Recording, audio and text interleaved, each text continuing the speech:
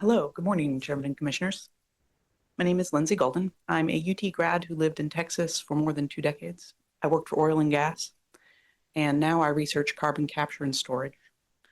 I'm a member of the Science Roundtable on CCS, which is an independent group of academics, scientists, and engineers providing evidence-based assessment of the technology.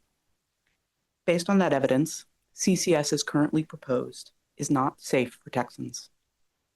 First, CCS is not safe because the underlying science is not mature.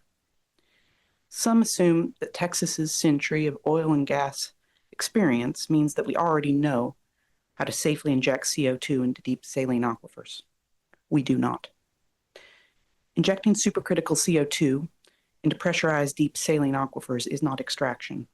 It's the opposite operation, with different chemistry and different physics.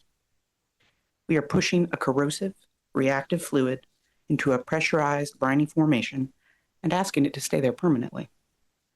We have almost no long-duration data on how casings, cements, and caprock perform over centuries that this storage must last. Texas is being asked to serve as a proving ground for materials science that has not been done. Second, CCS is not safe because pipeline failures are catastrophic, and the affected communities are unprepared. CO2 is colorless, odorless, toxic at concentrations above 4%, and heavier than air. When it escapes, it sinks, pools in low-lying areas, and displaces oxygen. A person in such a cloud can lose consciousness within a minute. In Sartarsha, Mississippi, a small rural community, a 2020 pipeline rupture hospitalized 45 people and forced over 200 evacuations more than a mile and a half from the rupture point. First responders literally used scuba gear because combustion engines would not run in displaced oxygen air. Texas's proposed CO2 corridors will pass through more populated areas where far more people will be exposed in a rupture.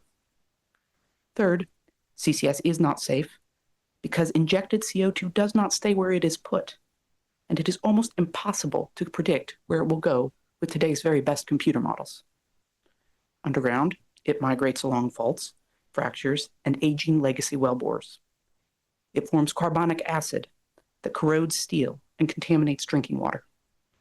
Injection pressures at commercial scale induce seismicity.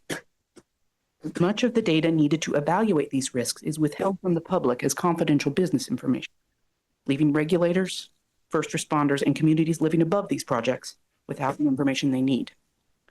The science is incomplete. The surface failure modes are devastating. The subsurface behavior is opaque. Texans deserve a far higher standard before CCS technology is allowed to scale across the state. Thank you. Thank you, Ms. Gold.